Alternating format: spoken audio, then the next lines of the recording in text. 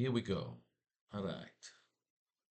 Class is in session. The AracKnight, class number 3, as we put together a Spider-Man comic book by using inspiration from other Spider-Man comic books. And then today we start to show how we branch out into the web.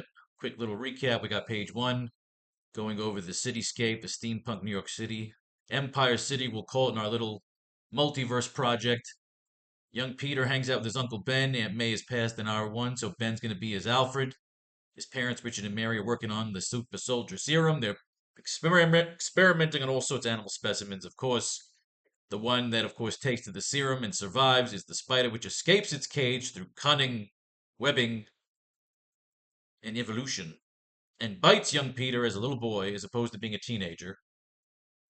Of course, he passes out. He wakes up later. His parents are concerned, but he says he is ready. He makes them take him ice skating. It is the holidays in the city. And while they go ice skating, his abilities start to pick up a little bit, his enhancements, his agility, but of course, as a young kid, he can't handle it, like puberty, and he goes crashing into a shack, embarrasses himself, so his parents leave. They pass by the lab, and when they pass by the lab, they are accosted by a young henchman assassin that we will reveal later on to be the chameleon, Dmitry Kravinov, in a younger, more, I guess, less evolved version of what he'll become. Our first little supernatural slash secret slash disguised mutated villain, which we're still working out today. So you'll see I have a whole bunch of windows open for chameleon appearances in comics. Because I don't want to just dismiss it. Here, when we see him early, it's not about his abilities. What we had yesterday in the whole death scene was we did pages 3 and 4, which means we're a sixth of the way done. And we bled into a 5th page. So just going over pages 3 and 4 real quick. Again, we said he's ice skating, he crashes in. His parents are leaving Empire City, they're walking home. It's a beautiful winter night. Of course, they're going into an alleyway. The implication is that they've left the lab. He stopped at the lab, and when they went towards the lab, the chameleon was waiting for them in the shadows, a la Bruce Wayne Batman. We'll make it a little more dramatic. He puts a gun on him and says the formula. He wants the formula. Richard's saying the formula is not, it's not ready yet. Doesn't matter. I'm here, let's go, jerk off. I'm going to kill you, I'm going to kill the kid. So, of course, Richard knows he's going to kill the 3 of them anyway. So Richard tries to fight, yells to Mary, take Peter, get out of here, wrestles with him, knocks the formula into the sewer. Whatever little fucking keychain or fucking necklace, he's going to take it off in the panel. Knocks it into the sewer. Dimitri, of course, shoots him, rolls over and shoots Mary before she can get away with Peter. Of course, Mary will shield Peter. Mary will shield, she'll shield Peter. So, of course, we get our Bruce Wayne, you know, dramatic shot. Here we are. We're going to lay out pages 5 and 6 today in today's class. And we'll get some notes to play around with what we can do with the chameleon so we give him a little more onions, some more onions of characterization. Besides the loop of vengeance as the chameleon being a thug, killing Peter's parents, thereby creating this dark vengeance in him. Whereas he's already bitten by the spider because of his parents' experiments. Inadvertently, he comes to visit with his Uncle Ben, who will become his Alfred. We give Uncle Ben some cool backstory. Retired pilot, war pilot, so he's a tough guy. Old Navy Paul Newman, good looks. He'll be the Alfred, the Michael Kane to our Peter Parker here. We have in our notes he'll work for Now Magazine, no more newspaper, just straight up to a magazine. As like a fucking lifestyle photographer, fashion photographer. He keeps a cool alter ego because the Peter we're going to create is more James Bond, is more Bruce Wayne, is more badass. We're not going to make him a billionaire, but he's going to have some money from his parents' trust fund. Because they were fucking scientists. I always hate that they were shield scientists, yet there was no fucking pension. No fucking pension for Peter. Or Peter's parents were just dicks and squandered the fucking money. Aggravates the shit out of me when you don't get into the fucking backstory. Whatever, that's the Marvel method back then. Alright, so, we've got page 5 here. We've laid out the next in our... The way I like to do this, I always like to read one comic book and then whatever I pull from that actual comic book I use as fate and crossing of universes, and I try to put it into the story either in the linear sense along the actual slide that we're writing or in the back end of the file where we throw the notes. That's my teaching method. That's how we do it. Fuck off if you don't like it. The first appearance of the Sandman. Amazing Spider-Man number 4. this is what we're going to use. Amazing Spider-Man number 4 and Amazing Spider-Man number 5 are the material we're going to be using today to write pages 5 and 6. We already put the layout in page 5. Page 6, we're going to transition. So we've killed the parents. We've got Peter bitten by the spider. We've established, we don't know, of course, in the comics, we will not show that it's the chameleon until later on. We'll loop it all together. I'm not a mystery box guy, I just like to tell a cool story with cool action and cool art. But we can fuck with the reader too. We have to give the chameleon a reason. He's not just doing shit to do shit. He's hired. He's a hired gun. So now this is like Peter about 8 years old, 8, 9 years old, is when his parents get kind of, picked off in front of him. We have the Bruce Wayne shot. So what we're going to have here is going to look through this here origin of Sandman. And before we get to that, we also got to take a look at when the chameleon popped up again and introduce who I believe I'm going to use as another one of the main villains in this story, Kraven the Hunter. We don't got to get into too much detail, but we're just going to get to the part. Here we go. Because we got the chameleon here, Spider-Man foiling a heist, that we go into the gas, you see? My special chemical gas to instantly change the color of my suit. Now, it sounds a little cheesy for 1960s comics, and that's what they were doing back then. The adjustable Kane. Again, we could do shit like this. Right now, I can only pass him. He'll never suspect I'm his old enemy, the chameleon. I was sure there were 4 of them, but it looks as though the leader got away. There's no one except that old man with a cane. So again, a short time later, behind the bolted door of his apartment, the elusive chameleon removed one of his many ingenious masks. So there's got to be something. I said the chemical gas thing could be like mold and shape, where he wears this whole like padded face. We should have him be very skinny, almost like fucking Christian Bale in The Machinist, I say. If you got Christian Bale from The Machinist and you put him in, this is our guy. Because he's got to be able to pad his body and be able to do it quick. Like you could picture like you get like a fucking Christian Bale type fucking actor that can do all this crazy shit and change fast. Like a theater actor who knows how to fucking change fast on Broadway. And he could be there in Empire City pretending to be a fucking actor.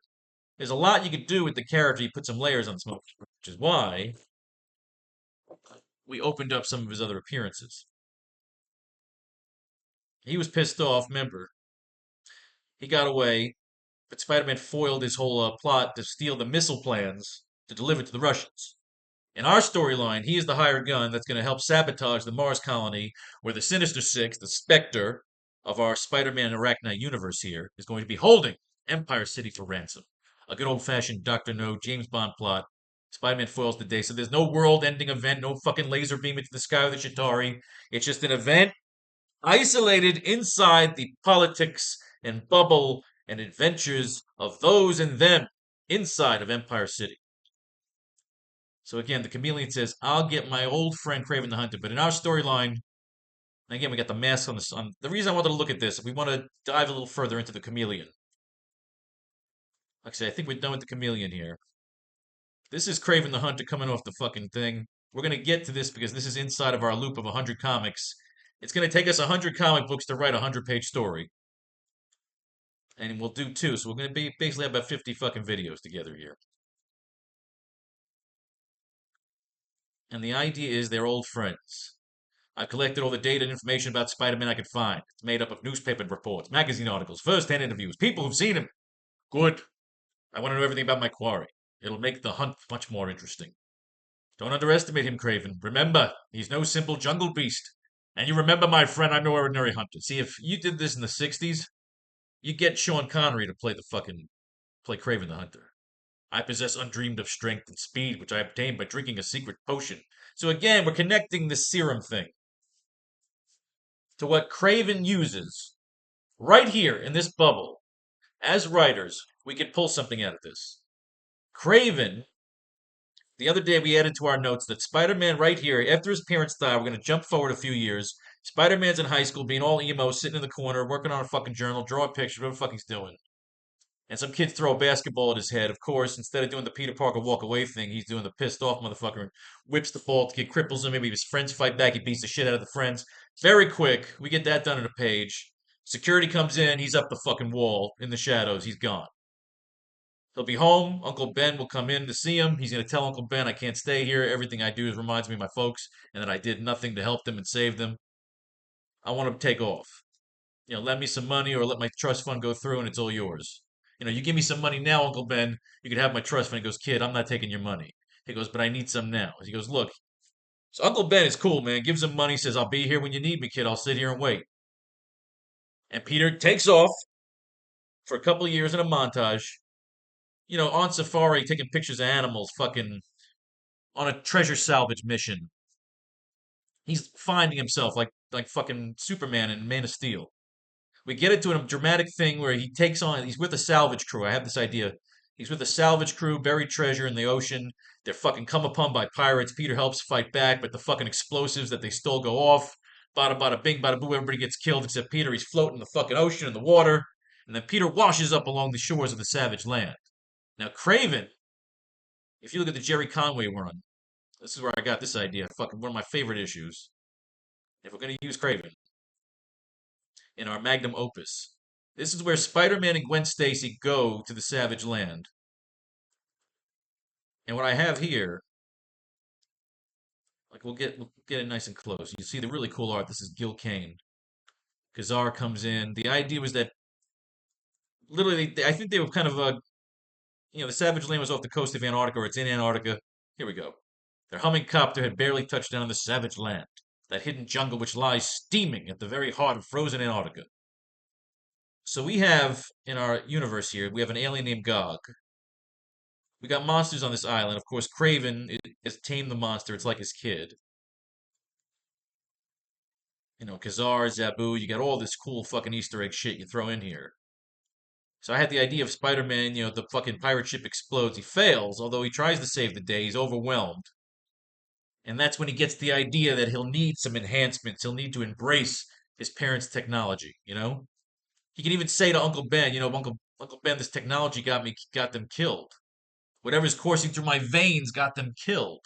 He feels guilt that his abilities got his parents killed. You see what we're doing? Characterization. We're creating. See, this is the fun part. We go through the comics, we look at the art, we get our ideas. You get Gwen Stacy in the fucking bikini. I did one of my first blank cover commissions was Jose actually drawing Gwen Stacy, busty bikini, jungle bikini, in the Savage Land with Gog in the background. So the idea is when you go through comics, you get cover commission ideas too. So it's always fun when you get a subscription to these things to kind of rip through. And this is how you inspire yourself to write. You take this as if you were a movie maker, if you were the guy doing the cinematography, well, how would you film this? Where would you film this? Would you fucking go to Africa? Would you go film with predators? Would you go to Jacksonville where they have a little fucking jungle island out there, Amelia Island? If you play around with ideas and you actually research it, filming in Amelia Island, and you fantasize about being a fucking movie maker, this is the kind of cool shit that, makes dreams, man. This is what I do for a living. I fucking rip through comics and come up with kooky ideas. If you make the kooky ideas sell, you make a living, you gotta work. I don't know about being rich. I ain't rich, but it's fun. If you do it right, you see the world. You see fucking dress up as fucking Craven. Maybe I have a few times in my days as a stripper dressed up as Craven the Hunter. I'm not gonna say I did or I didn't. I've also dressed up as Superman.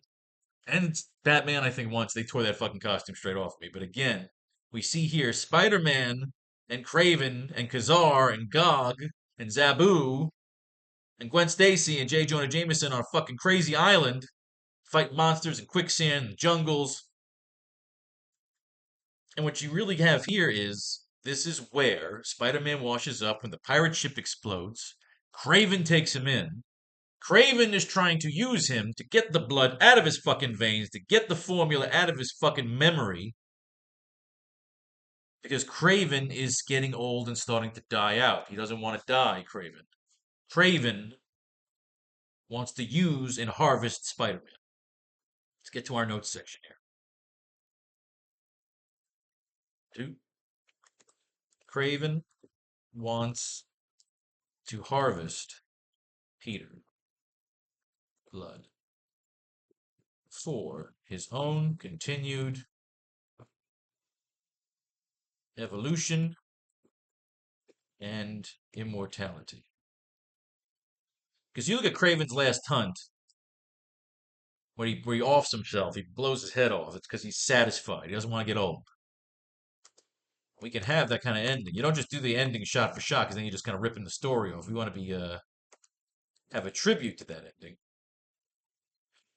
Or you can have Spider-Man fucking kill Kraven, or Kraven dies on the Savage Land, and then we have fucking Chameleon come back dressed as Kraven. Oh, fuck off. Chameleon comes back dressed as Kraven to fuck with Spider-Man. Cause Spider-Man not. Cause Spider-Man kills Kraven in the Savage Land. We could do, or Kraven lives. You could do like a Henry Ducard, like a fucking Henry Ducard, Ra's al Ghul thing here. Or Chameleon playing fucking mind games with fucking Spider-Man. And Chameleon could also want the formula,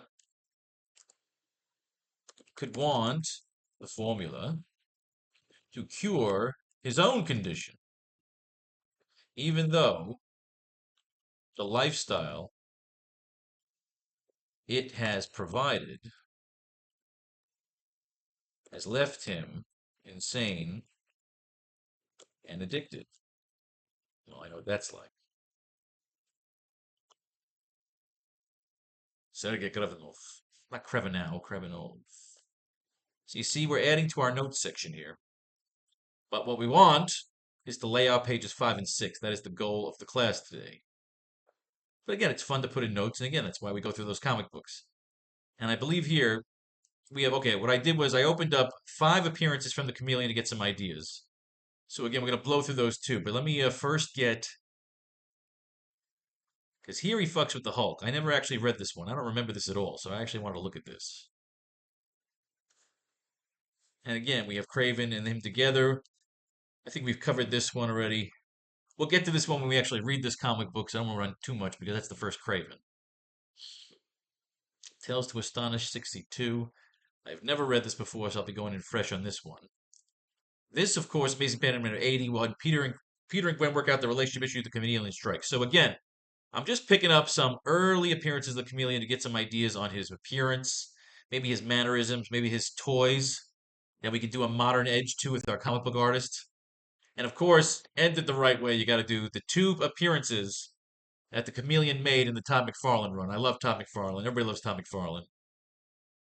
And Todd McFarlane drew 2 issues of Amazing Spider-Man that featured Chameleon, 318 and 307. Chameleon appeared in an issue of Daredevil. Again, I never read Daredevil. Well, I don't remember Daredevil except for the Frank Miller run. Here's an Amazing Spider-Man appearance. Again, we're not going to read them, all of it. We're just going to kind of traverse through. Whereas also, our goal is to get to the end of this particular chapter, where we have Spider-Man in the high school still. He's fighting with these fucking thugs, but they're like, you know what, you're a wanted criminal. They kind of fucking yell at him. The cops all show up. The point is, Spider-Man's pissed off because J. Jonah Jameson's kind of fucking with him. He goes to fight with the fucking Sandman. Sandman turns his fucking head hard, headbutts him, beats the shit out of him, rips his fucking mask off. He says, holy shit, if Aunt May sees me, she's gonna be fucking selling fucking her body on the streets. Sandman escapes. We finally get into the Sandman's origin. He shows how he turns his thumb into a fucking key that he sneaks underneath. It's pretty much the origin from Spider-Man 3. Peter's sewing his thing together here. They talk about Flint Marko, and they actually report about his escape. For those of you unfamiliar with Sandman's background, Channel 17 presents this brief summary. A few months ago, he was an inmate in Island Prison. Known as Flint Marko, he's the most incorrigible prisoner at the maximum security jail. Then one night he escaped through an unguarded drainage tunnel. Vowing never to be captured alive, he headed to the FBI's list of most wanted criminals as he managed to remain one step ahead of pursuing lawmen. But as the police dragged him, drew even tighter, he hid in the one place where he knew, imagined, a man would hide. Or he hid in the limits where no one would imagine a man would hide. An atomic devices testing center. Well, you can connect this to like Hulk's origin if you throw that into like a future issue, but I don't think we're going on this track yet. I don't think we're running Sandman in this particular graphic novel. But again, we're reading in order, along with some branched out issues here. Realizing it was the only place where he could have a measure of safety, he remained on the lonely, forbidden area beach until the fateful day that a nuclear test explosion caught him unawares. By some incredible account, the molecules of his body merged at that radioactive instant with the molecules of the sand under his feet, and his body took on the qualities of the sand itself, becoming virtually indestructible. Good for him. He grabs the costume. Aunt May sees him. He tells Aunt May, come on, don't come in, I'm jerking off. They're shooting at the Sandman. Spider-Man's got a fever. He's sitting in bed. He's got to sew the costume. Aunt May's fucking with him. He gets out the door. Jonah's pissed off. Sits in the present Spider-Man left him. He wept his seat. He says, fuck you. This is the first appearance, of course, of Betty Brant, who is going to be the Miss Moneypenny to J. Jonah Jameson's, I guess M. Not Commissioner Gordon. There is no real J. Jonah Jameson in the Batman universe, so he's just J. Jonah Jameson. We'll fuck with that. Then you got, I like her as like our Miss Moneypenny. She can have the byplay. It's always great when they have a little fun with J. Jonah Jameson in his underwear. He wants money for the thing, for money for the pictures. And I remember this Liz Allen says she's going to go out on a date with him. Not sure what the fuck just happened here. We'll come back to that. Let's get some writing done. In the ensuing struggle, this is our layoff at page 5 yesterday. In the ensuing struggle, the chameleon fires off a round directly into Richard's chest. S effects of the gunshot and death grunt. Panel 2, the chameleon then rolls over and blasts at Mary, who's attempting to escape with Peter. Panel 3, Mary collapses with Peter as the chameleon stalks over to kill. Mary collapses on top of Peter as the chameleon stalks over to finish the job. So we need some narration dialogue here. No, we don't want any filler. We want it to be poetic if depressing. Peter can activate the chameleon's disguise gas. That's where we started running to the wall here, which helps him mold his face disguises. His chemical gas. All right. Coughing and gagging on the gas, chameleon runs off, leaving Peter to mourn his parents. Bruce Wayne shot. Okay, here we go. Page 5. In the ensuing struggle, chameleon fires off a round directly into Richard's chest. S effects of the gunshot, death grunt.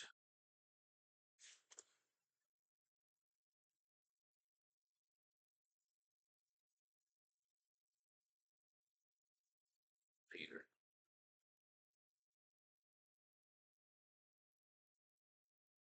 Why don't we just go ahead and copy paste that into all 6 panels?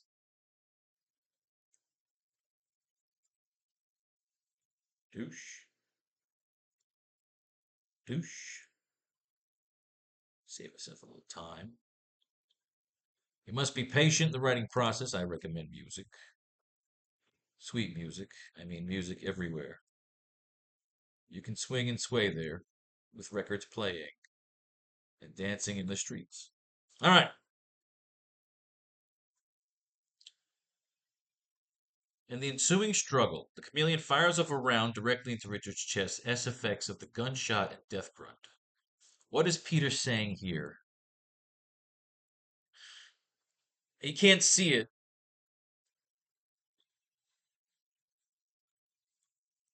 My mother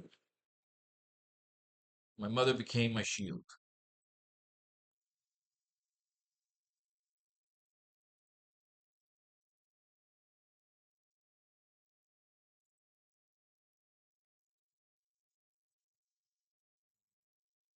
Hands over my heart.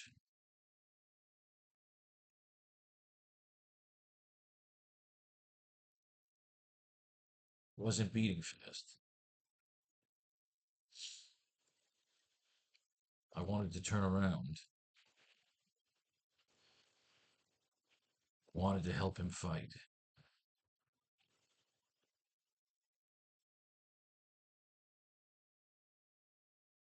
Chameleon then rolls over and blasts at Mary, who's attempting to escape with Peter.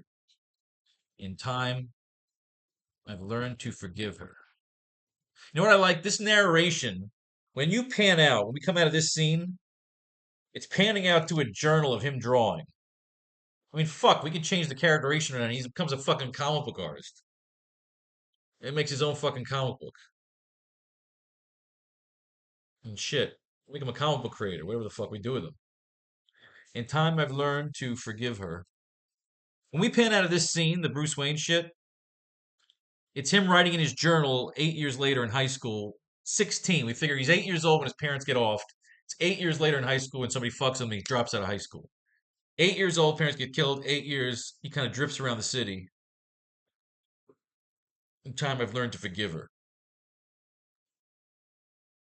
Okay, I wanted to turn around. I wanted to help him fight. In time, I've learned to forgive my mother. She was doing the right thing. But I knew that assassin wouldn't let us escape. But I knew that assassin wouldn't let us escape. Peter's mad at his parents. He has this guilt, this emo guilt, that him and his mother should have fought together. In time, I've learned to forgive my mother. She was doing the right thing. But I knew that assassin wouldn't let us escape. Even that young.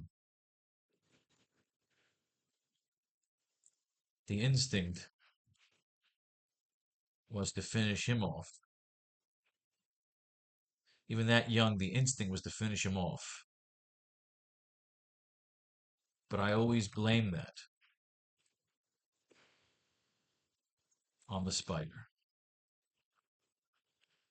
Kind of like a joke. He's being, I always blame that on the spider. He's being a little sarcastic. He's got a sarcastic humor. We have to have Peter be somewhat likable. Mary collapses on top of Peter as the chameleon stalks over to finish the job.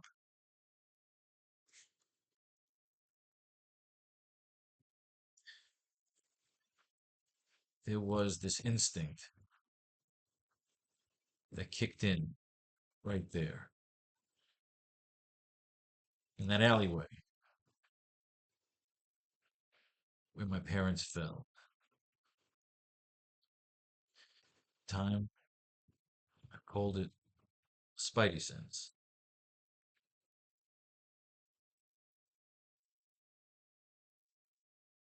I knew exactly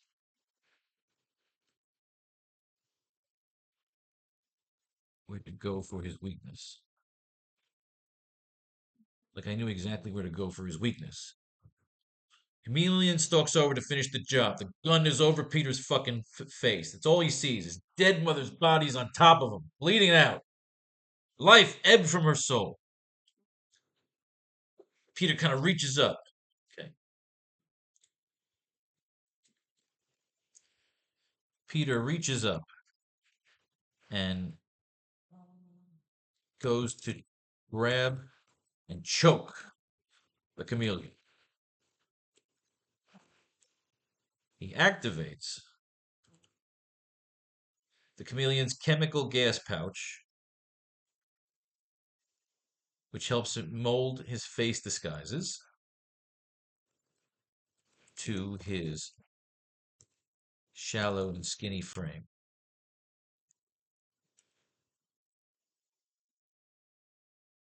Yeah, we make him very like that fucking that deformed character in the 300. That you knew the second they didn't let him go into the fucking the group that he was going to turn on him. I don't know why you see that shit coming.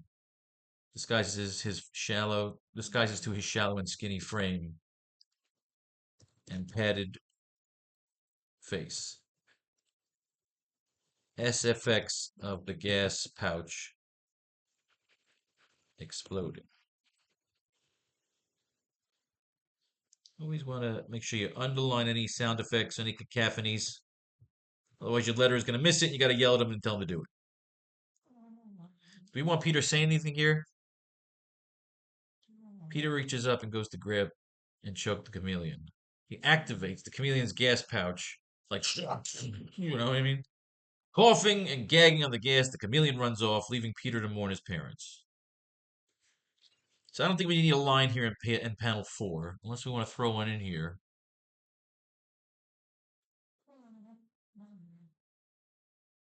Peter can pick something up from this guy.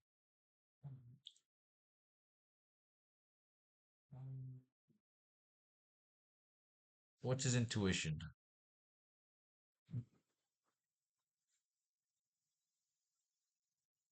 What is he saying here? Peter reaches up and goes to grab and choke the chameleon. He activates the chameleon's chemical gas pouch, which helps him mold his face disguises to his shallow and skinny frame and padded face.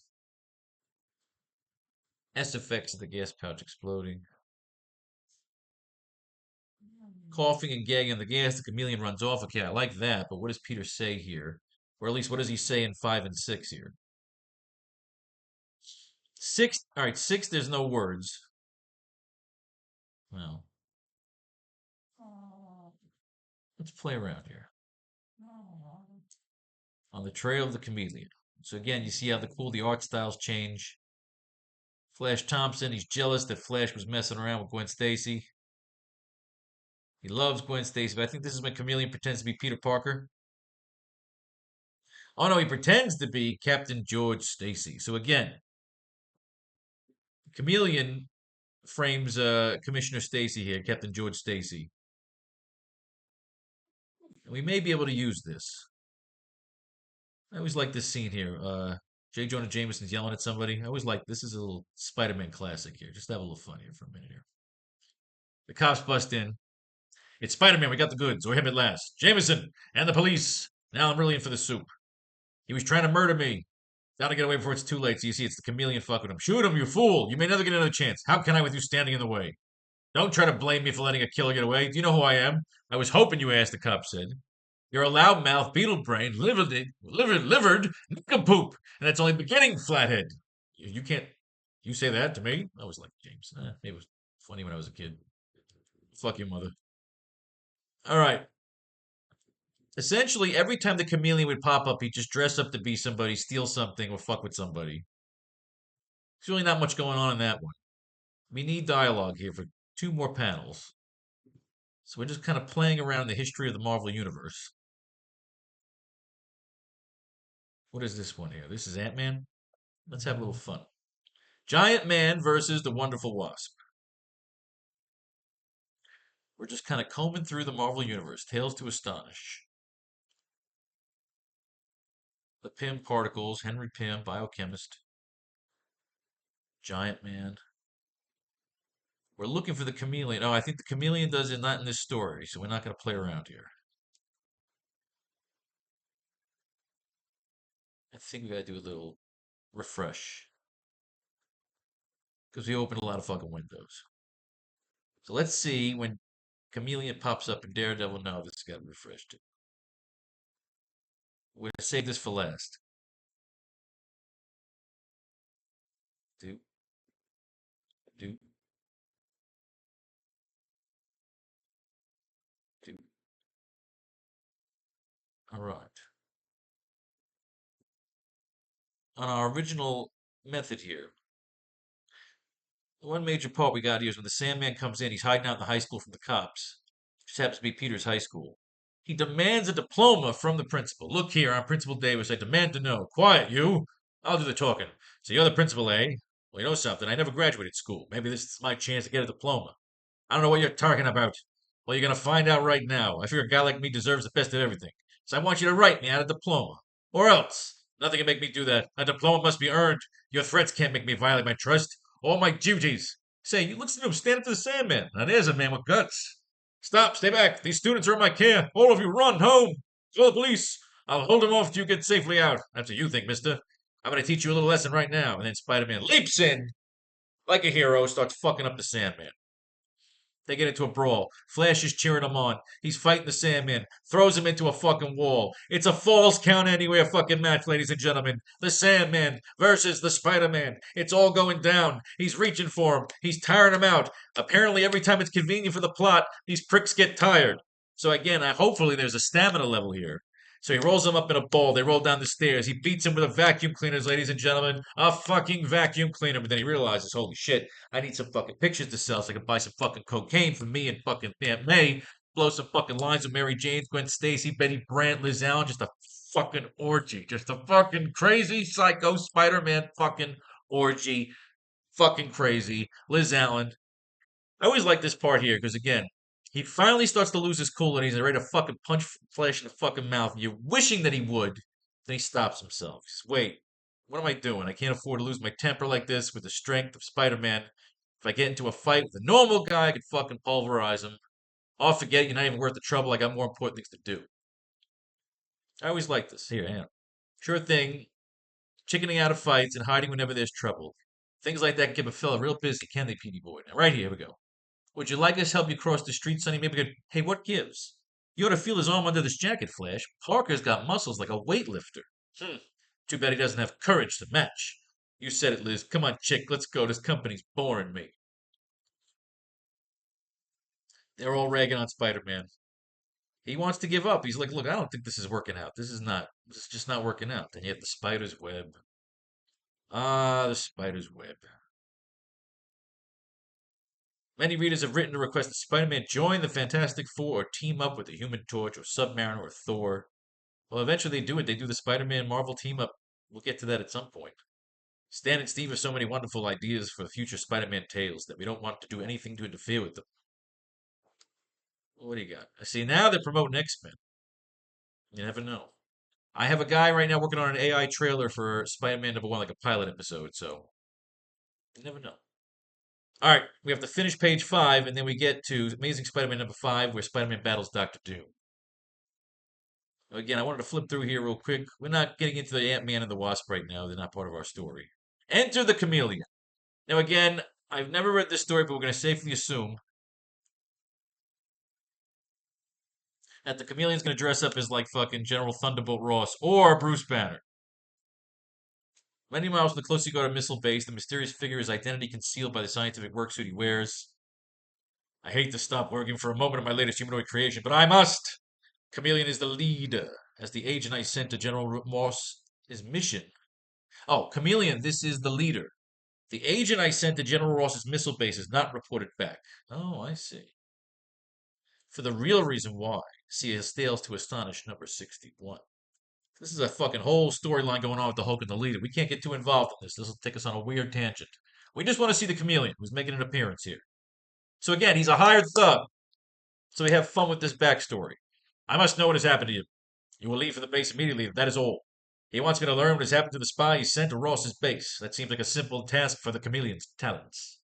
All right, so Captain America's hanging out with Rick fucking Jones here. Marvel Annual #1. General Ross. We're gonna rip through. We're gonna rip through. Chameleon, of course, is gonna pretend to be. Essentially, that's what he does. He shows up as a fucking somebody huge. But again, I don't want it to be he just change into anybody. There should be a touch connection.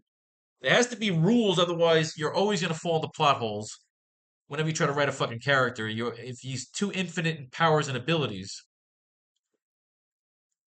and again, it can be revealed. He dresses up as Rick Jones. He dresses up as everybody. It's always the same thing. They catch him. They rip his fucking chest off. They fucking beat his asshole. They fucking rape him with a fucking broomstick handle. He fucking loves every minute of it.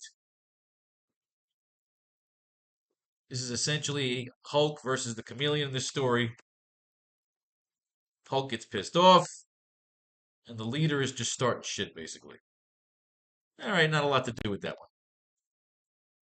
They say the Chameleon shows up here, and he does, in Daredevil.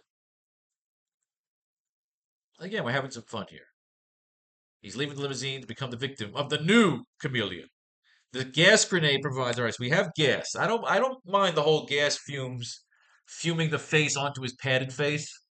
But again, it has to be based in touch. He's got to touch somebody that can absorb their kind of like facial features, based on his touch connection. So what's Chameleon doing here? Of course, I am Dooley. I'm sorry about this, sir. I don't know what happened. Enough. I asked Dooley for no explanations. So now he dresses up as this guy. The other guy is all dressed up and tied up. Little commence. Pendant dates back to Queen Victoria, a gift from her lover. I'll take this. So he steals the gems. Mr. Smythe. Is it the same Smythe that became a? It's got to be a different Smythe because they're. This is reminds you of the guy going after Spider-Man. It's in New York City. It's the same universe. What we got here? I gave up being the torpedo after that last brush with disaster. What happened here? Yeah, those few hours, they were the only ones time in years that I felt someone again. It felt like I did when I played in the Super Bowl. Oh, they gave this. Oh, this is Torpedo. This is a character I know not a fucking thing about, but you never know. Peter Parker's, fucking Matt Murdock's out trying to get some fucking tang. He's like, oh, God fucking damn it. Can I just get some fucking pussy once? All right, let's go. I gotta drop you the fuck off. I'll be back in a little while. I gotta go dress up and fuck somebody up. I'm Ben Affleck, then I'm fucking Charlie Cox, and I'm all fucking pissed off. This fucking guy, the torpedo, is flying around like a jerk off. He misses being a football player. I'm gonna get my green fucking suit on. I'm gonna smell a fucking rose. All right, we got Chameleon. Frankly, what's going on? I don't care. Well, those two smash each other to a pulp. All I gotta do is make another change and finish testing out the new costume in time for my big plan. You're a fool, Daredevil. You know that. I don't know how you managed to convince everyone otherwise for all these years. Oh, you prick. All right. Daredevil beats the shit out of the torpedo. He sees with his sonar. Now they gotta go team up. In fact, fuck some shit up. Maxwell Glenn, Foggy Nelson, Mr. Nelson. You know, I think this is probably some of that Fisk storyline. Again, one day you sit down, if you're going on vacation or a long flight like I always do, you just pick a section of fucking Marvel and just read. You either fall asleep or you just enjoy the flight and read. So I think I might be catching up on some either Fantastic Four since the movie's coming out, or maybe just read some Daredevil because again, the show's coming out and I feel like they're bringing back fucking Wilson Fisk and you just keep praying every time Marvel does something that ain't woke. But all right. My skills give me the ability to create instant masks, but my new costume can instantly duplicate any possible combination of clothing. So that's too infinite. A most efficient weapon in my arsenal, the final crowning glory in the career of the world's greatest master of disguise. Now to escape with the jewels to begin work on my actual prize. All right, so what is he going after? Because again, we look at other storylines where they popped up in the Marvel Universe, and if we get inspired or if it's just tacky, we add it into our current storyline. You know that Daredevil is fighting the torpedo. He might pop up maybe in the show. It's just a mess. Incredible. How could you possibly know? You've always been good at multiple choice tests, Jets. So essentially, it's just the chameleon trying to pull off a jewel heist. We don't get into what his ultimate thing is here, but hopefully, I think Chameleon had like this grand plan of really upgrading his like disguise skills. So we'll come and look at these two in a second. Let's just finish up on page 5 here. Did we get enough inspiration? He activates the chameleon's chemical gas pouch, which helps him mold his face disguises to his shallow and skinny frame and padded face.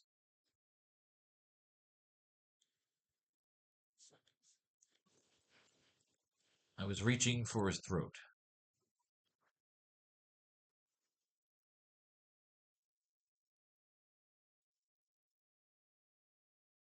Wasn't hesitating to finish him off. I was reaching for his throat. I wasn't hesitating. At that point, he's a kid. He's angry. He wants to break the demon in half. I was reaching for his throat. I wasn't hesitating to finish him off. I wanted to break the demon in half.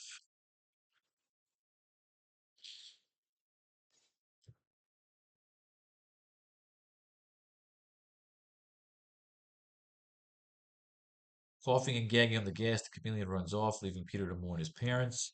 SFX of the chameleon. Coughing and running off through the swishing snow.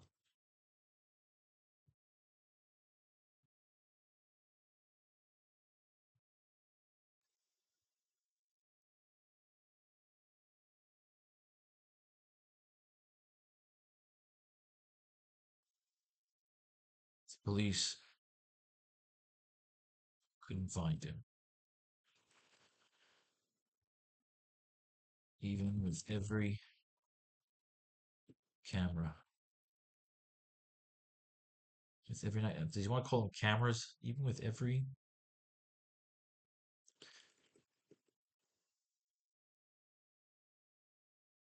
Even with every steaming stream pointed at the.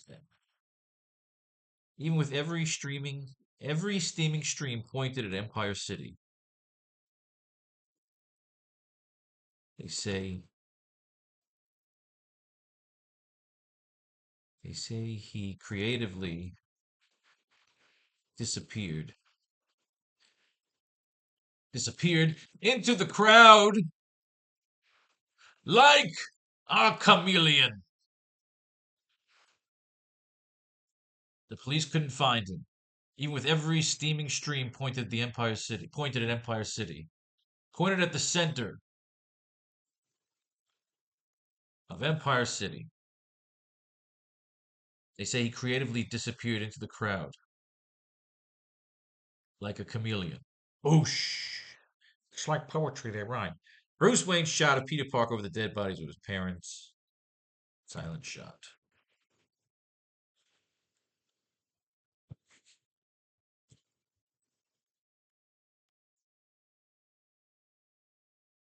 When we pan out, so now we're going to school.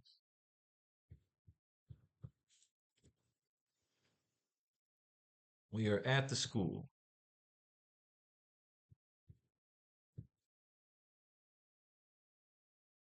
We transfer to the schoolyard of Midtown High. Caption across panel reads 8 years later.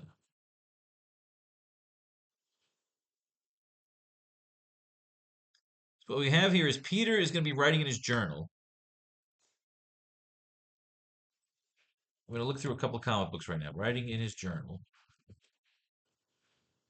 about the event described.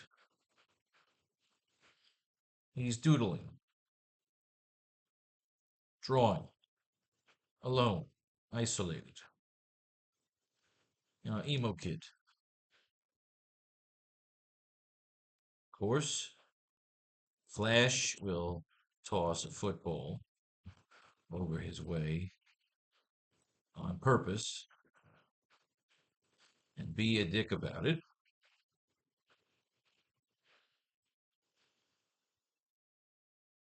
Peter will launch the ball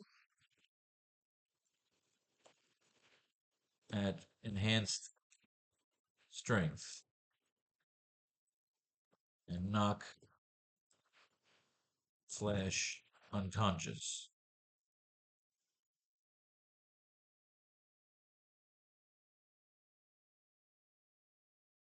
Flash's friends attack.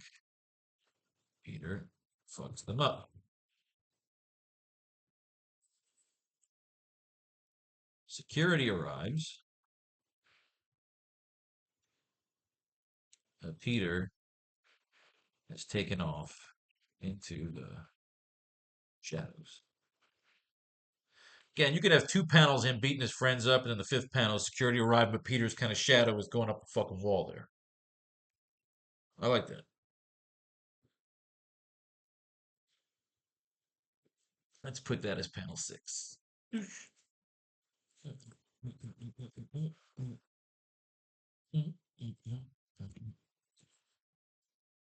Peter fucking up Flash's friends. And nobody streaming with their cell phone. No cell phones in this fucking universe. I hate phones. I hate phone jokes. I hate fucking phone references. It annoys the shit out of me. In reality, we don't put it in our comic book fucking universe. We're steampunk motherfuckers. We don't explain technology, we just play with it. Alright? We are on page 6. So, we have 3 comic books here to use right now for material for the 6 panels to fill out. We have the layout of page 6. Now we must use some inspiration to fill it out. In Amazing Spider-Man number 5, Spider-Man bats off with Doctor Doom. Again, like WWE matches, when I was a little kid, you have headliners on the card. They throw the Fantastic Four at him. You're like, look, we need the Fantastic Four to give Spider-Man the rub. J. Jonah Jameson's throwing a TV special, talking about how Spider-Man's a piece of shit. He's buying TV time to sell his newspapers. Flash Thompson, they all love him. You can't tell Jameson may be right. Nobody really knows Spider-Man. I hate when he would do this. I mustn't say anything to make them suspect me. I'll talk against Spider-Man. Flash is like, you know what? You're a jerk off. Fucking hate you, Peter Parker, you stupid geek. Go fucking jerk off at the corner. Doctor Doom sees all this and says, you know what? Fantastic Four has really been up my ass. The world fears Doctor Doom. You know what? No matter how I fucking love Doctor Doom. Again, this inspired Darth Vader. This is the 60s, and then Darth Vader's the 70s, so you know exactly what George Lucas was thinking of when he made fucking Darth Vader. And how perfectly I lay my plans. The Fantastic Four have always managed to frustrate me.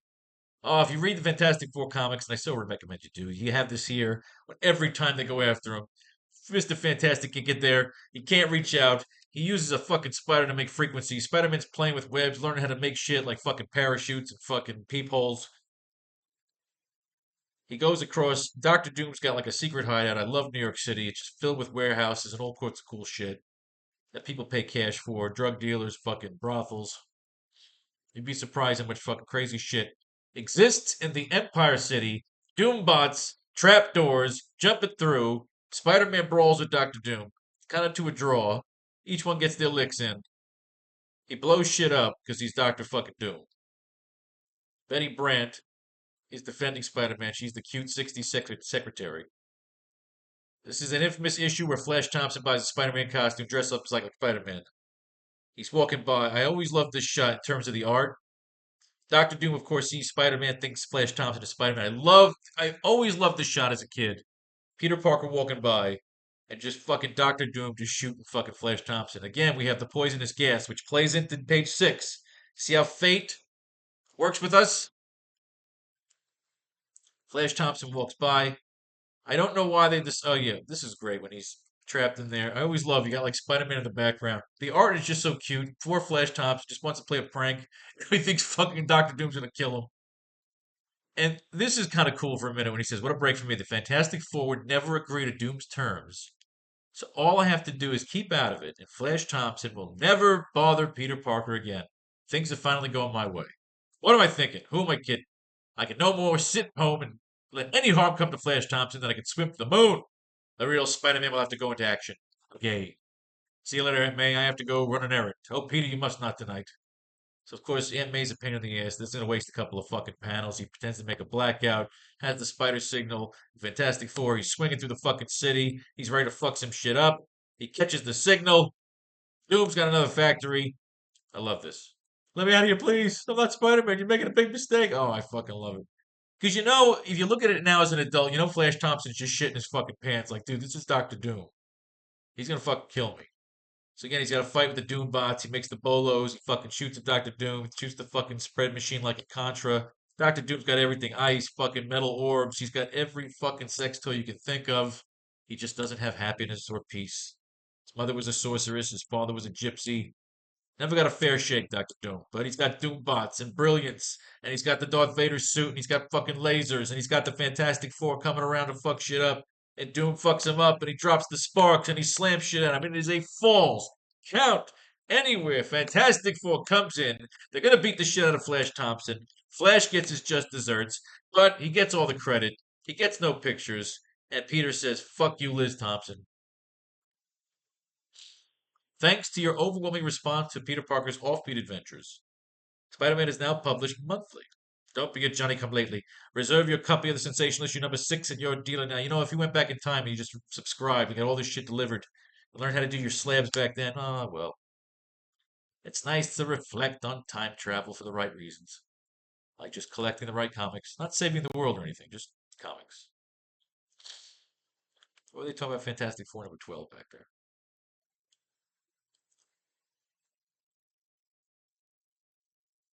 So you see, they're always smart. They start pushing all the new stuff.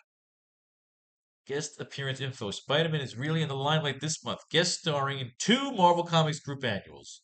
The first is Strange Tales annual, in which Spider-Man is featured with the fiery Human Torch in an 18-page thriller diller.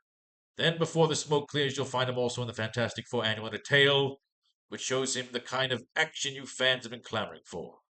Item 2, news from Marvel. By now, you've probably heard of our latest superhero title, The X-Men. We here at Marvel are especially anxious for your opinions on the first issue of X-Men, for we honestly believe it is destined to become one of the most talked about teams in comics mag history. Also, have you seen the big action-packed first issue of The Avengers? It stars some of your all-time favorites, Iron Man, Thor, Ant-Man, and more. Powerful than ever. The Incredible Hulk. Yes, they're all together in one book-length tale, in the now famous Lee Kirby style. So you see them promoting here the Fantastic Four, 'cause they get the rub, guest starring in this issue again. They are, in essence, using this one issue of Spider-Man to advertise. Again, when I make a Faro comic book, what's at the back cover? An ad for Pixie Runner. It's my favorite comic book. It's the one I want to turn into an animated movie. So I'm going to push it in every fucking comic book I sell. To my sellers, the ones I sell the comic books to as well, you throw that on the back cover. This way, everybody's buying books from them. It's like they're paying to get an advertisement from you, free advertising. What do they tell us here? Strange Tales. We're going to bring that up. We're going to bring that up next time. They tell you Spider-Man's popping up at Strange Tales Annual. I think that was number 2. We're going to use that in our next time when we do the next 2 pages. Pages, what are we up to? 7 and 8. We're doing 6 right now. We laid out 6. Now we got to write the dialogue. So Spider-Man's going to be with the torch. That's going to be next time. Got that on our list here. And you see them again. Fantastic Four got the rub in this issue. And they're telling you check out the X-Men and check out the Avengers. Now the Avengers, if you look, branches out because again, you had fucking Iron Man was in Tales of Suspense with Captain America, who's not even appearing yet because they haven't mentioned him yet. Thor, which was in Journey to Mystery, so again, that's a second title. Ant-Man, who we saw was in Tales to Astonish, and I believe he shared that with Hulk. Because Hulk was in there, and I remember Hulk had his own thing for like 6 issues. They said, nah, this is terrible. He got featured in the double book.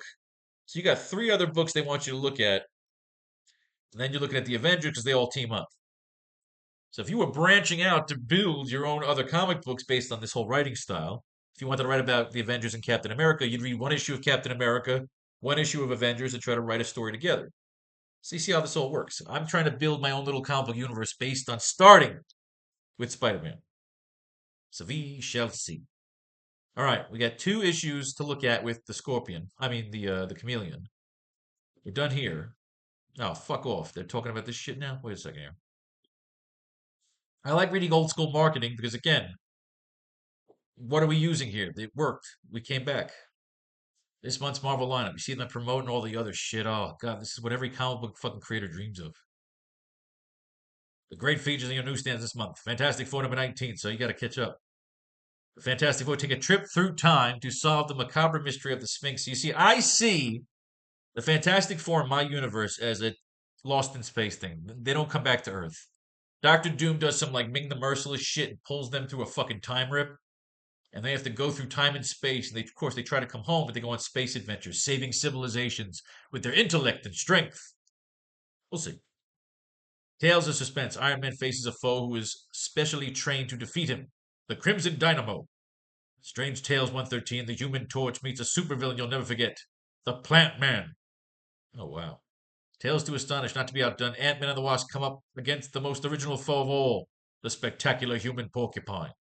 And in Journey into Mystery, Thor is menaced by a foe whose magic power exceeds his own, the Mad Merlin.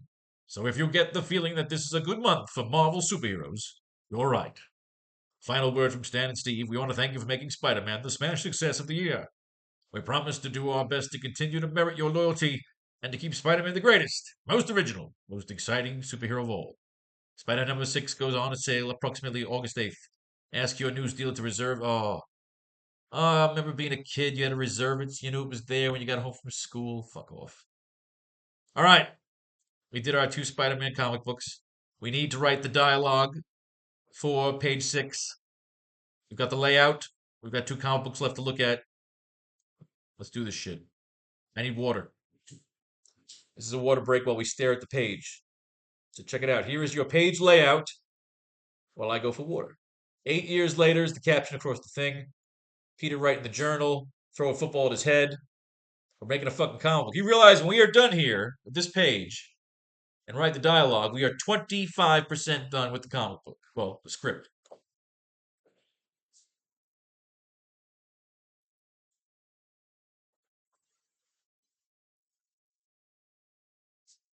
Oh.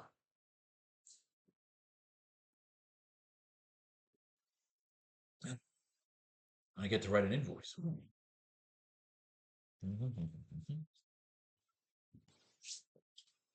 Caption across the panel reads 8 years later. Peter is writing in his journal about the event described. He's doodling, drawing, alone, isolated emo kid.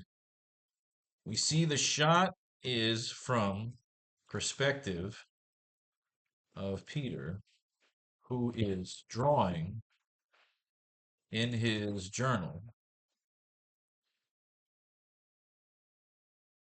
We see him write like a chameleon and draw a disfigured looking version of the assassin. The assassin he remembers from that night. 8 years later. So you don't need words here because he's writing the words, you're reading the words, and you're looking at the picture he's drawing.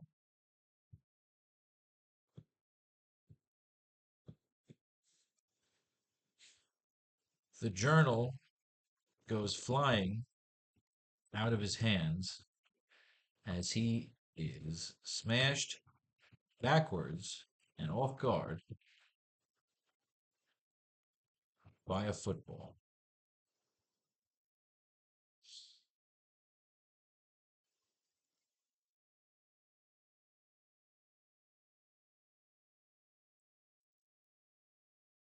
Okay, Flash will yell.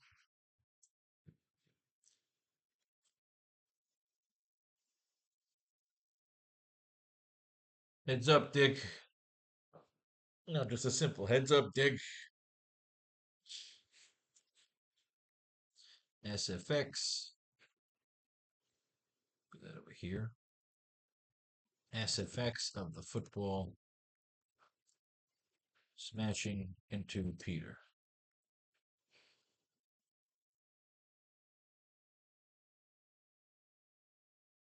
Heads up, Dick. See, we're making art here. It's not always about the writing, it's about the art.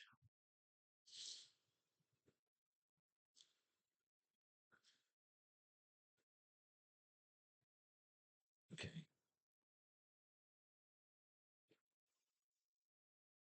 Peter stands up, pissed off, clutching.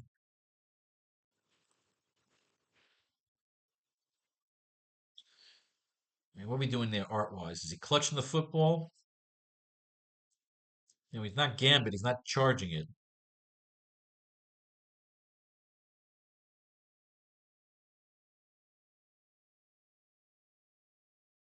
Peter stands up, pissed off, clutching the football.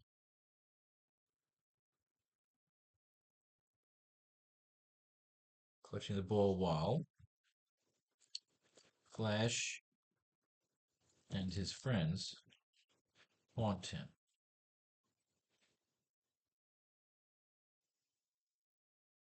Kids in the schoolyard look on.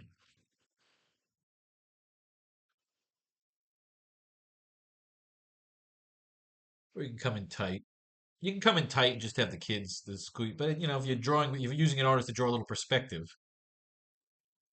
you would say option or close up. Or sometimes you got to let the artist do their thing. They might choose to go close up. You might have to extend these pages. It's okay. Remember, don't get mad if you're going longer on pages. You're just trying to set a frame so you don't just always feel like you're drawing stupid panels. I like every panel to do something. If it's just a talking head, then the head should be saying something fucking interesting. That's just how I write comic books. Peter stands up, pissed off, clutching the ball while Flash and his friends taunt him. The kids in the schoolyard look on.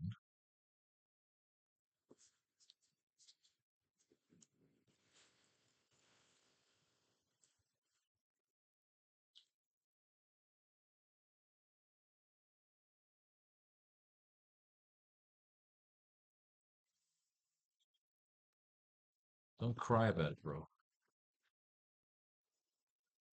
It was an accident.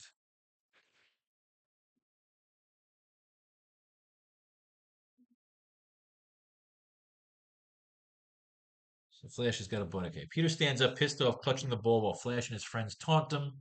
Kids in the schoolyard look on. I could extend here. Don't cry about it, bro. It was an accident.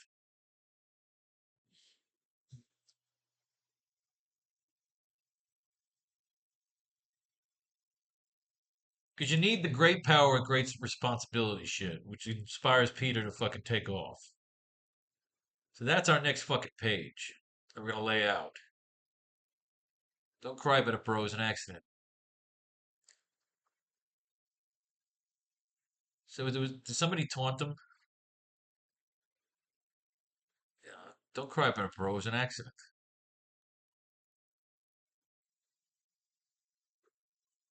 Let's have another friend. Call him Eugene. Yeah, toss it back.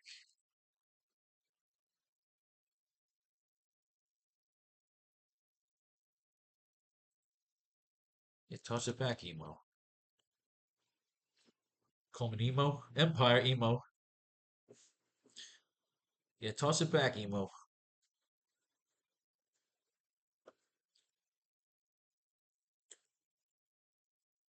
Close up on Peter's rage as he whips the ball.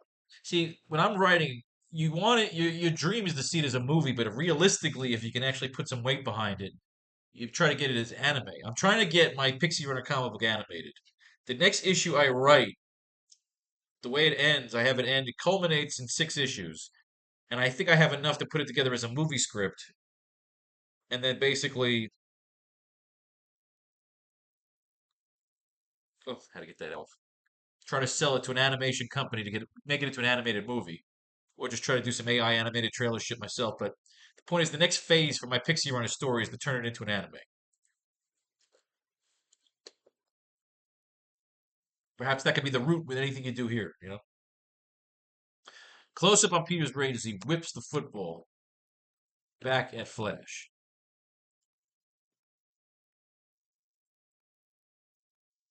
which takes him out like a bullet.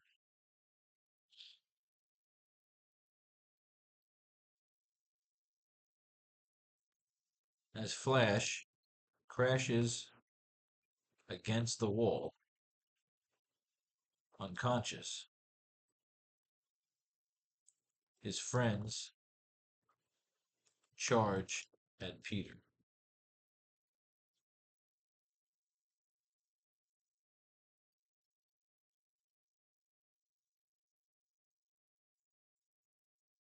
Peter leaps up and smashes them into each other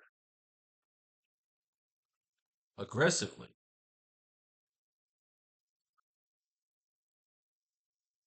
knocking them both out with each other's heads.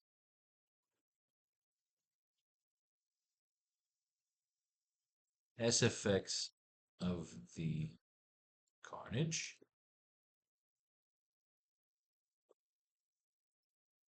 SFX of the smashing.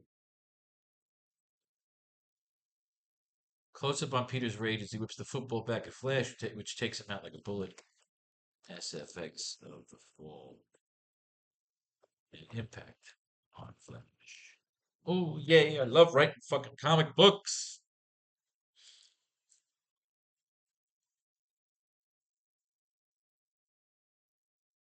You do good there because you got action there. He's smashing the kids into each other. Close up on the football. Yeah, you could do a lot there with the 6 panels. I like that. That's why I never like to go too far over 6 panels. I never go over 6 panels unless it's just a conversation panel, which this is definitely not. So we've done our 2 pages today. Our fucking homework, our fucking class is done. But let's lay out page 7 and 8 because I'm feeling good here, and we've got these last 2 comic books to go through. So again, as if we had, well, no, we're not finished yet because we didn't write the dialogue. Got to talk about his rage. You toss it back, emo. Close up on Peter's rage as he whips the football back at Flash, which takes him out like a bullet.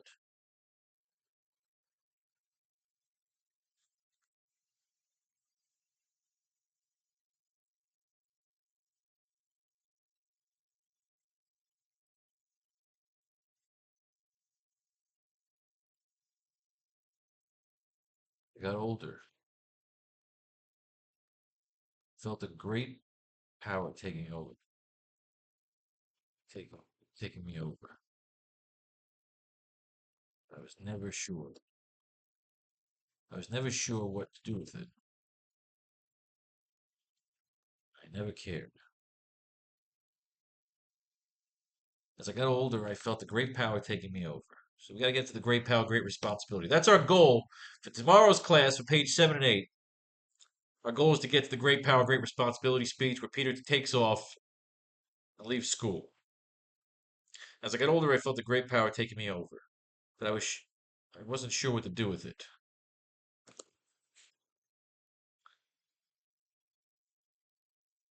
I wasn't sure what to do with it. I never cared. As I got older, I felt a great power taking me over, but I wasn't sure what to do with it. I never cared. I never cared or was never concerned.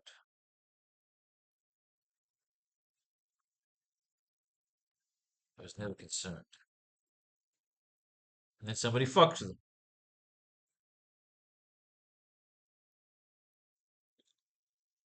I mostly kept to myself.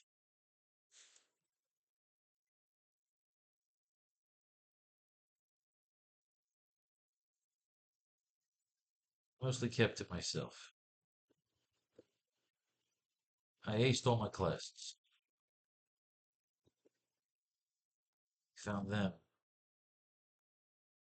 as well as the students. What was the line for Batman Begins? I mostly kept to myself. Because it's cliche. I mostly kept to myself. I aced all my classes now. The fuck was the line from Batman Begins? He goes, "How was school? How'd you like your classes? I like them fine. I like the people fine. They just didn't. They just didn't agree. Oh fuck me. They just didn't agree. They just didn't return the favor. Well, we can't plagiarize the fucking lines. Okay. I didn't mind school. Mostly kept to myself.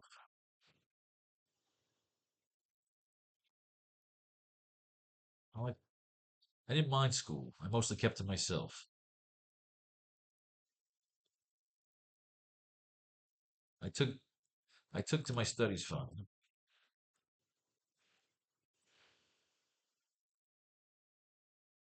I took to my studies fine. I looked upon the students fine.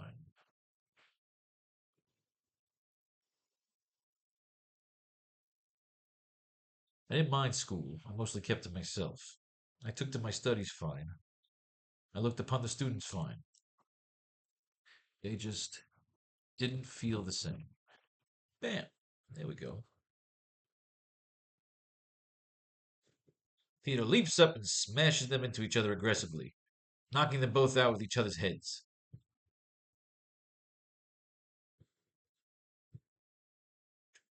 Okay, we're good here. Underlines all the other shit we do later on.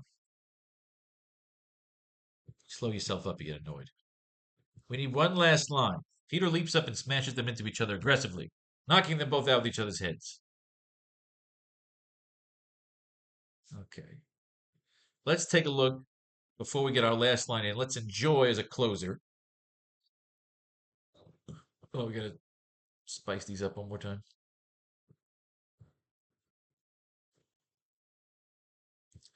Are you fucking kidding me right now? In the Marvel Universe. Come on. What are we doing here? We apologize for this brief technical difficulty.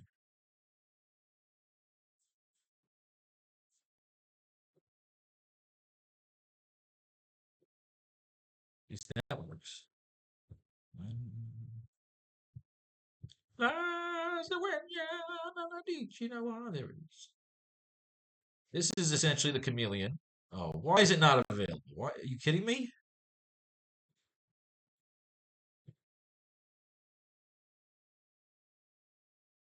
Did they take this offline? Oh, that's the trade paperback. Okay, I'm a schmuck.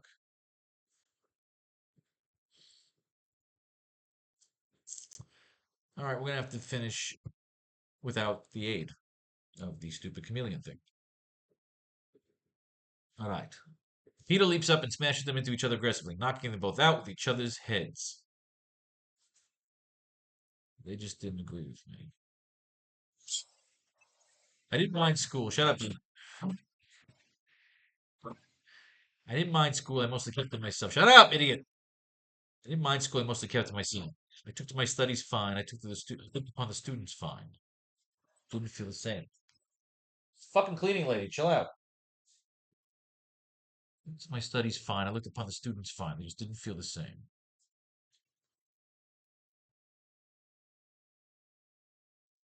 Peter leaps up and smashes them into each other aggressively, knocking them both out with each other's heads.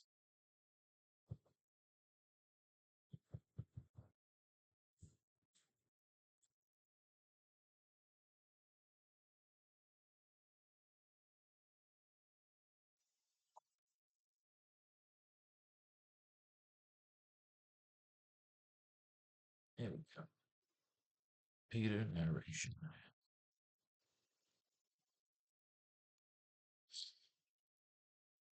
They mistook my isolation for arrogance. I mistook their empathy.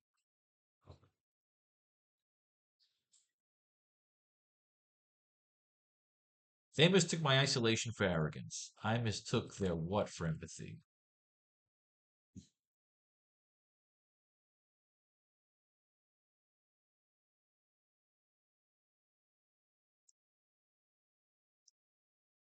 They mistook my isolation for arrogance. I mistook their empathy.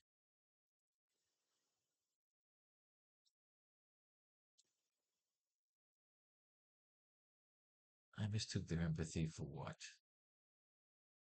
They mistook my isolation for arrogance. I mistook their empathy for.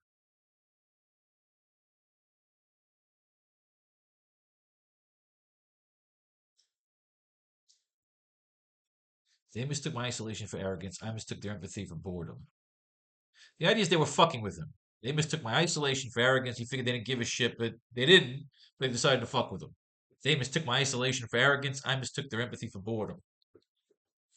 In the end,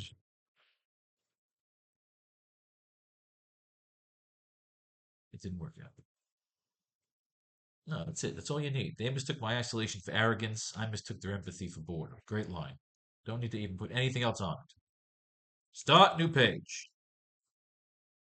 All right, we are done for the day. Let's lay out page 7. And I think what we'll do is we'll save the chameleon pages for tomorrow. So fork it. Because it's like frozen here for some reason. Yeah, we're good here. Always remember, brought to you by the new Faro's Lounge Kickstarter. All right, we got the last page in. So page 7 and 8, we're going to lay it out so we have it for the next lesson. Peter escapes into the shadows up a building as security comes in to break up the fight. Ben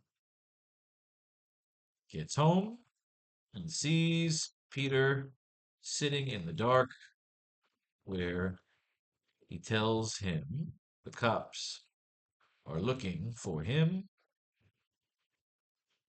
but the students didn't blab.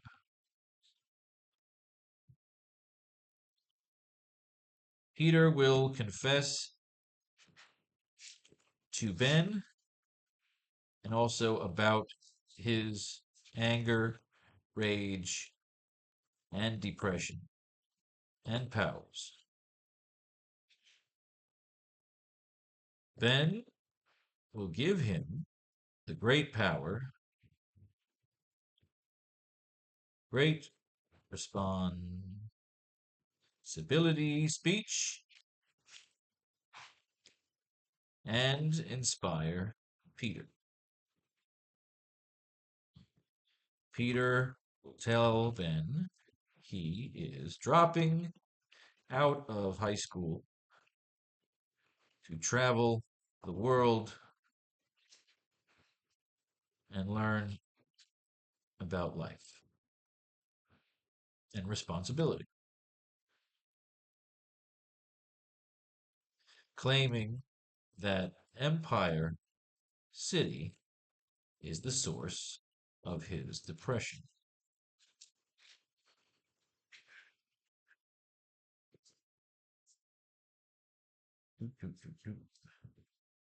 Ben will support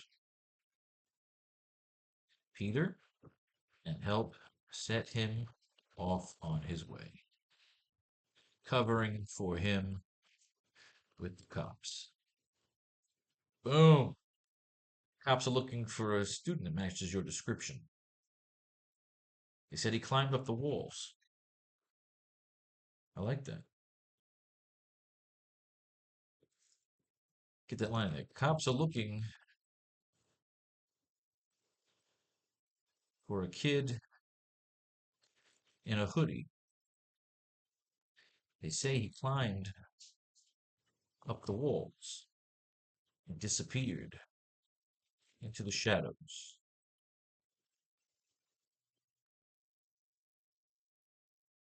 Like a ghost. Boom. Ben will cover for him with the cops. And Peter skips off. Now, page 8, jump to a montage of Peter traveling the world,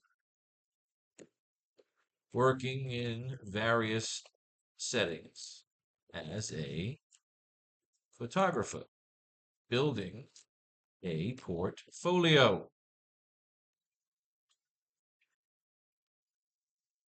During his adventures, he will find himself aboard a treasure salvage ship. The ship is attacked by pirates. During the rescue, attempted rescue,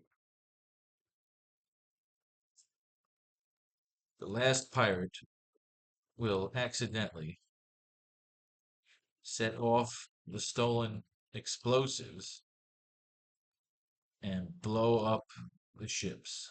Blow up both ships, killing everyone except Peter. Oh, we're laying shit out. I fucking write comic books, man. Peter will drift at sea, maybe even a submariner cameo. Maybe, of course. Always erase that. Craven will discover Peter when he washes up along the savage land. See how it all connects? You see how it all connects? We laid out 7 and 8 for tomorrow for the next lesson. Life and fucking love, people. We're writing a fucking comic book. You realize we are now 25% of the way done with the script. And then when we do pages 7 and 8 tomorrow, we will officially be a third of the way done. Act 1 is finished. Peter leaves New York, joins a salvage mission, working as a photographer, building a life, having some fucking fun, sowing his oats, getting laid. And what happens? Pirates. He tries to save the day. Boom, bang, explosion. Everything gets blown the fuck up. And he washes up along the shores of the savage land where Craven's going to find him and try to mentor him, legitimately mentor him, help explain his powers. He becomes like his teacher, and then he goes to Ben, becomes like his guide, like his Alfred. So Craven's going to be the Henry Ducard. So you see where we're going with this AracKnight story? All right, kids, that's today's class, man. Peace, love, war, pledge to the Kickstarter, and all that other shit along the way.